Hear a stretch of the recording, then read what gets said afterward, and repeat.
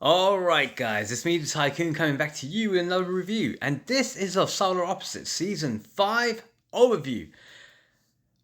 Wow, what can I say about this series? Uh, so let's start this from the beginning. These guys escape a wonderful planet called Planet Shlorp that was hit by an asteroid. Four of them were taken across the universe. They went out into the space with a pupa to make sure that they can find a new planet that they can terraform, and they crash land into an overpopulated planet called Earth, and so on and so forth. And of course, while Korvo was narrating, he drops a pupa and then comes out with a really funny phrase. This series is brilliant, and again, it's done by who shouldn't be mentioned, but is going to be mentioned because he was one of the co-creators of the series, Justin Roiland. But what has happened in this season is that Dan Stevens, who replaced Justin Roiland as the voice of Korvo, has definitely stamped his authority. You have literally associated Korvo, the new Korvo, with Dan Stevens' English posh British accent. The show is on Hulu or Disney Plus, so definitely watch this. You've got access to it, and it is brilliant. Following the adventures of Korvo, the team leader, Terry, the guy who's supposed to look after the pupa, Jesse, and Yamlek, the replicant girl and boy replicant, as well as the pupa, who they're making sure will become big enough and strong enough to terraform planet Earth and destroy it and reconstitute into a planet Shlorp. The Shlorpulans have got all adventures going ahead with it, but there's other side adventures as well. So, like the Wall and the SilverCops, which have started off in previous series, and now they're looking to bringing them to closer to the conclusion, would be the way of putting it, but not fully concluding. And it brings a good dynamic to the series. It's not all about the Shlorpians. But where does it start? It starts off with these guys where it left off, where they became humans, and now they've reverted back to their Shlorpian form as they've moved to another planet. But they can't fit into that planet. And of course, because Terry is like a conspiracy theorist and that, he finds things that weren't there, and that lets them get shot off the planet, back to the planet Earth, and again, more things ensue.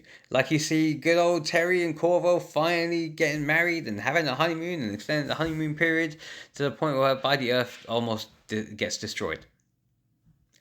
I'll let you watch it to find out for yourself. You follow the adventures of Jesse and Yamulak, where it's discovered that Yamulak is actually the food source for the pupa. Because they were feeding the pupa all kinds of other things, but what he should have been doing is feeding Yamulak. That was his true purpose all the time. And then, of course, Jessie with her island of boyfriends. Ex-boyfriends. All the ones that she made using a 3D human printer.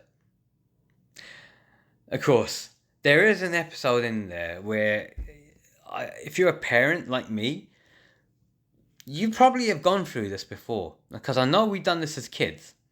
My daddy can beat up your daddy. Except none of our dads actually took it seriously. But Korvo does. And actually goes to challenge the dad of a potential bully. Brad's dad. And gets beaten up severely. Time and time again. It almost becomes like an episode of Roadrunner versus what's it called? Coyote. Because they do the Looney Tunes stuff in it. And it is quite funny. You see the pupa is starting to terraform as well. Except he's doing it while he's ill. And it doesn't go well. The series is brilliant. But what's also good is the side series that took place within other shows. Starting from the season 1, which had The Wall.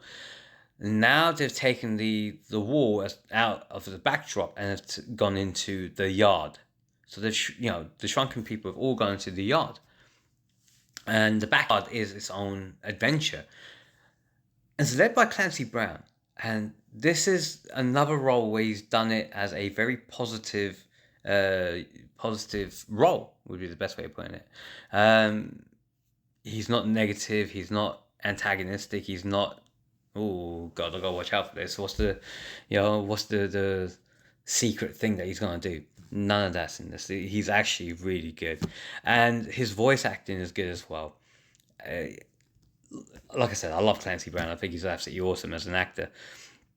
And yeah, the yard is transporting Spigots because it's a different storyline altogether, which I would strongly recommend that you watch. You know, it brings it heart. But another one that brought it heart was the SilverCops story. And the SilverCops followed on from, the human that got transported across the galaxy, became a cop, found out that they were corrupt, then he wanted to break it down from within. So he's, got his body reconstituted as a dog, goes out there, joins the academy, and yeah, tries to make it up through the ranks. It is actually really good as an actioner, and strongly would say that gives the series another dynamic for you to stick with it and keep watching it.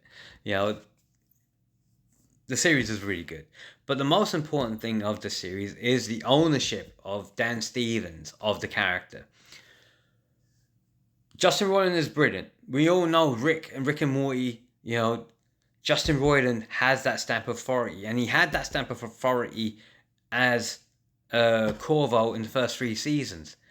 But Dan Stevens came along and just made this character his own.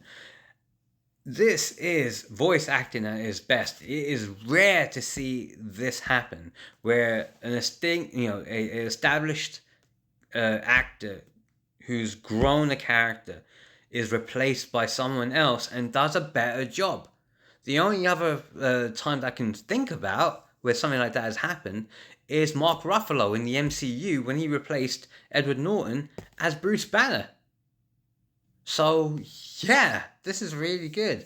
The series, watch it on Hulu or Disney Plus, is a great season. As always, guys, let me know what you think was your favorite episode. Whichever platform you're watching this on, give me a like, give me a follow, give me a subscribe. Let me know your thoughts in the comments. And as always, guys, if you don't know how to do that, you'll need to go back to school. So says the TYCOON.